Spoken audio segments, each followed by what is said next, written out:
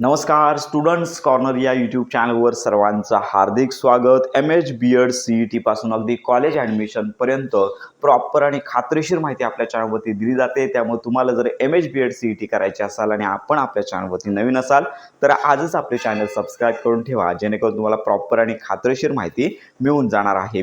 CETचा 3 दिवसांचा जो परीक्षांचा कालावधी होता तो संपलेला आहे।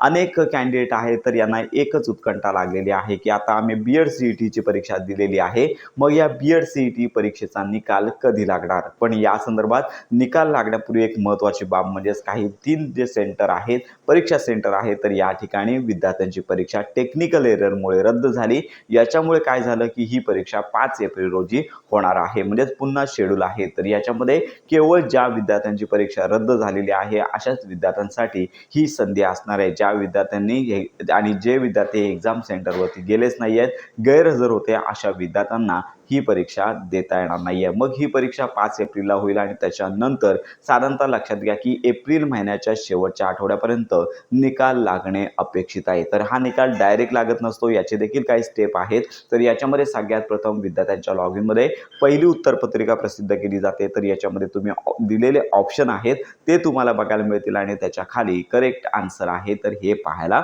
मिळणार आहे। तर याच्यामध्ये तुम्हाला जर काही उत्तरांसंदर्भात चूक वाटत असेल किंवा उत्तरं चुकीची वाटत असतील तर तुम्ही संबंधित पुराव्यानिशी लक्षात घ्या, असंच उत्तर तुम्हाला उत्तरासंदर्भात आक्षेप घेता येणार नाही आहे। तर यासाठी तुम्हाला प्रेफरन्स द्यावा लागतो, पुरावा सादर करावा लागतो, अपलोड करावा लागतो। तर या गोष्टी करून तुम्हाला लक्षात घ्या ऑब्जेक्शन घेता येतात। त्यामुळे 2 ते 3 दिवसांचा कालावधी जी आन्सर की प्रसिद्ध केली जाते तर याच्या संदर्भात उपलब्ध हा वेळ करून दिला जातो आणि त्याच्यानंतर ऑब्जेक्शन विद्यार्थ्यांनी केलेले लक्षात घेता त्याची शहानिशा करून जर आन्सर रद्द होत असेल तर विद्यार्थ्यांना तशी सूचना किंवा तो मार्क वाढवायचा किंवा कमी करायचा तर याची माहिती दिली जाते, किंवा आन्सर चेंज असेल तर हे सुद्धा अपडेट केलं जातं। आणि साधारणतः 2 ते 3 दिवस या प्रोसेससाठी लागतात आणि त्याच्यानंतर विद्यार्थ्यांची फायनल आन्सर जे आहे ते ग्राह्य धरून निकाल प्रसिद्ध केला जातो। निकालामध्ये मार्क येत नाहीये तर पर्सेंटाईल गुण दिले जातात।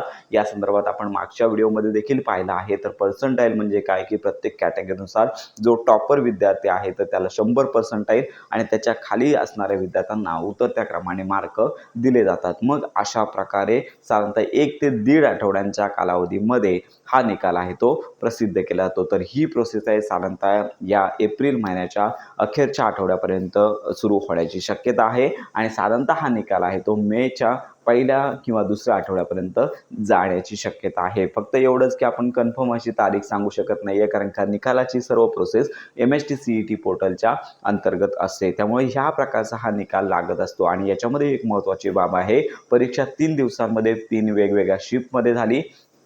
तर यामध्ये एक महत्त्वाची बाब म्हणजे परीक्षा 3 दिवसांमध्ये वेगवेगळ्या शिफ्टमध्ये झालेली आहे। काही जणांचा पेपर सोपा होता, काही जणांचा पेपर मध्यम स्वरूपाचा होता आणि काही जणांची काठिण्य पातळी जास्त होती।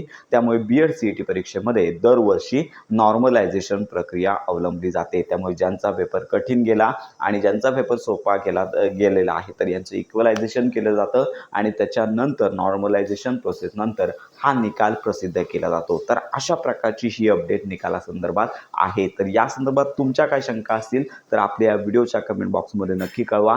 तर निकालाची प्रोसेस साधारणतः मे महिन्याच्या आसपास असणार आहे आणि त्याच्यानंतर जो महत्त्वाचा टप्पा आहे की कॅप प्रोसेस आहे, तर या संदर्भातला जो टप्पा आहे तो सुरू होणार आहे तो साधारणतः मे महिन्याच्या पुढे असणार आहे। आपण देखील या संदर्भात माहिती घेतच आहोत। तर यामध्ये आवश्यक कागदपत्र कोणती, कॉलेजेस कसे निवडायचे, कॉलेजची लिस्ट काय आहे, फी किती आहे, त्यानंतर लक्षात घ्या की कन्वर्जन सर्टिफिकेट काय आहे, तर याची परिपूर्ण माहिती आपल्या चॅनलवरती दिली जाणार आहे। तर अशा प्रकारची ही महत्त्वाची माहिती संपूर्ण महाराष्ट्रातील जे विद्यार्थी BEd करत आहेत तर अशा विद्यार्थ्यांपर्यंत नक्की शेअर करा। CET संदर्भात खात्रीशीर माहितीसाठी आपल्या स्टुडंट्स कॉर्नर या यूट्यूब चॅनलच्या कनेक्टमध्ये राहा।